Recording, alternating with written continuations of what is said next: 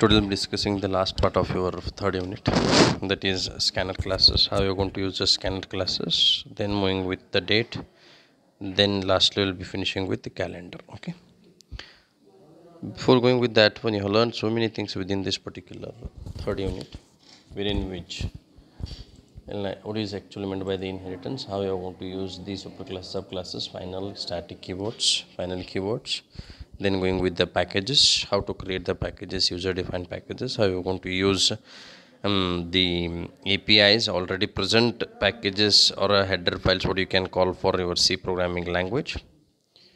Then moving to the next point, you have been knowing about how actually the naming conventions can be used and how you are going to define the naming conventions within the packages. And you have been went with the interfaces. They are nothing but they will be going with defining the usable things, like in the form of multiple inheritance. What was the disadvantage towards the Java, within the Java? So you can extend the interfaces as well as implement the interfaces. So these are all the things you have studied before within this particular sessions. So today we'll be going with the very next important thing of your Java user input, how actually the scanner class will be used. Already have seen the simple examples within the previous topics. The scanner class is used to get user input and it is found in the Java util package. And here he is going to say that it is used for reading the information for the user at the time of execution of the programs. Already you are knowing how actually the values can be set for the variables. One, you can directly give the informations through using with constant values at the time of writing of the program or coding the program. Then afterwards you can use with the scanner classes with the different types of functions what you're going to have.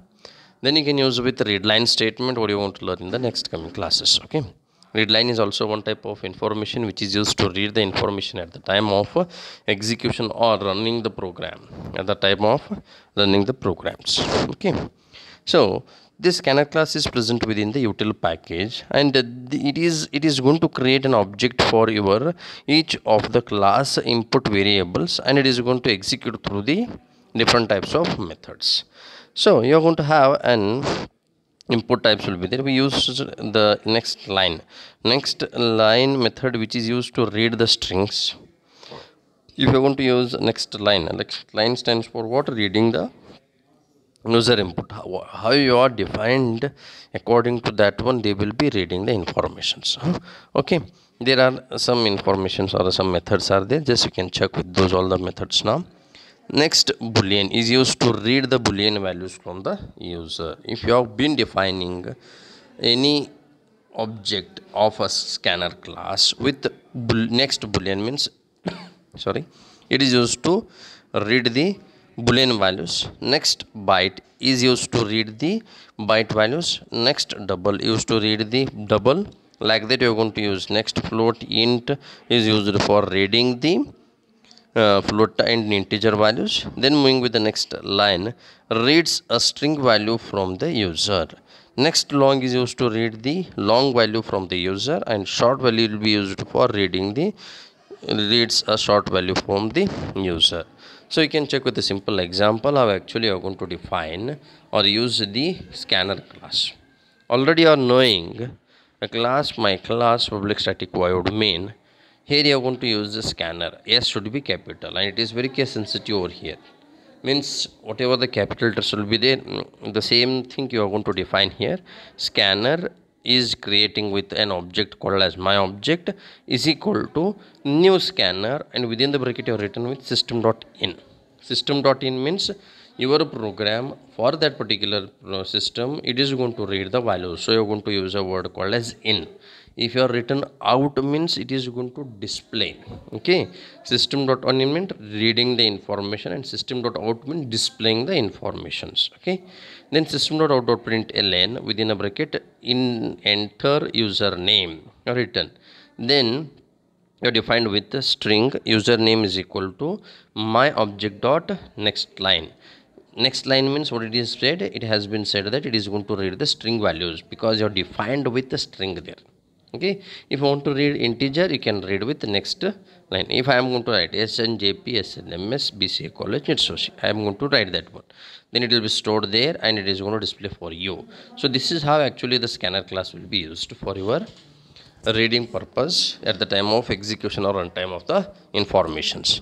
So scanner class is a part of your Java program where at the time of executing the program you are going to read the informations. Okay, then we'll be moving to the next part of this particular Java class, that is how you are going to use date functions. Okay,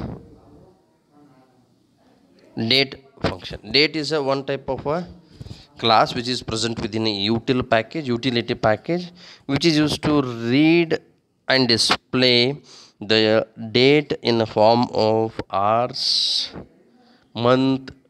day, month, year, hours, seconds, minutes, as well as milliseconds. Like that way it is going to display for you.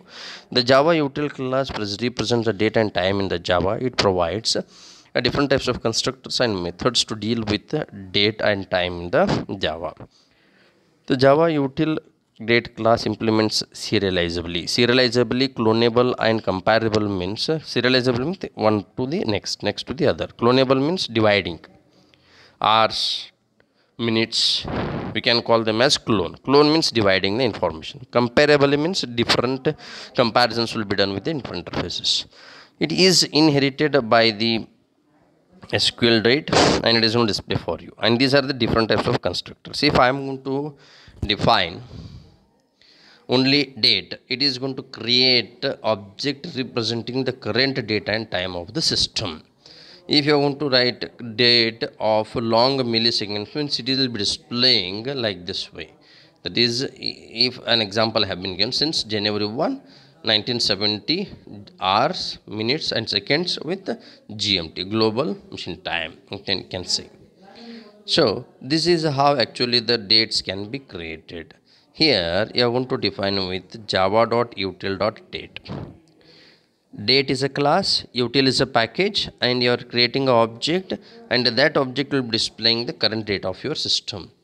Then if you want to define the milliseconds, then you can go for long millis equals to system dot current time millis, means it is going to display only the milliseconds. Okay, so like that way it is going to have here. A simple example has been given. If you are going to define like this way, Wednesday, March 27th, 8/22/02 IST, Indian Standard Time, 2015, whatever the time when you are executed that particular program, you just write these two lines of code.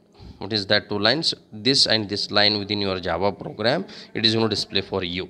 The same way, if you wanted to display the milliseconds as well as the informations, then ultimately here you are not going to have a milliseconds, but here you are going to have the milliseconds also. That is the differences you are going to have. Okay, then you can have with some the sum of the methods, how actually it is going to return the information. Boolean after date. Test if the current date is present in the given date or not. Before date. Before date means whether whatever the date, it will be checked whether it is a before. If it is yes, means it will be displayed with the what? True. Otherwise false will be there. Object clone, compare to, equals, different types of functions are there. You can check with each and everything within the Java. So we'll be going with the last one, that is Java calendar class. It is also a util package wherein which it is going to display the different types of calendar events which are present within your Java programming language.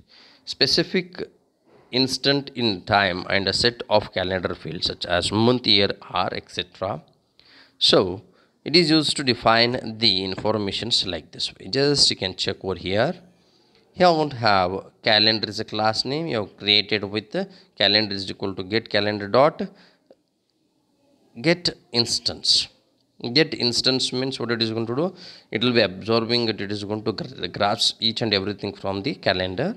And firstly you are used with system.out.println of calendar dot get time. Get time means it is going to display what here, it is displayed the total time, current date as well as time of the system. Okay, then he is going to say calendar dot add minus 15. Minus 15 days means days ago, means now November 2 it is going to show, and if I am going to minus the 15 days, then ultimately it is going to display the October 18th comes back. Ago means comes back.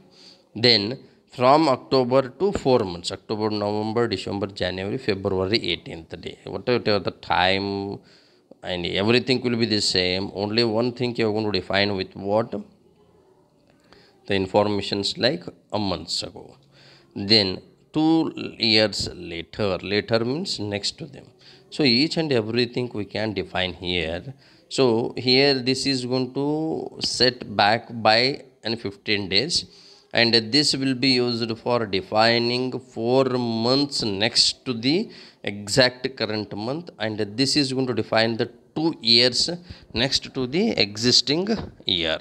So this is how we are going to use the calendar class, and since you are going to complete your third unit, thank you very much.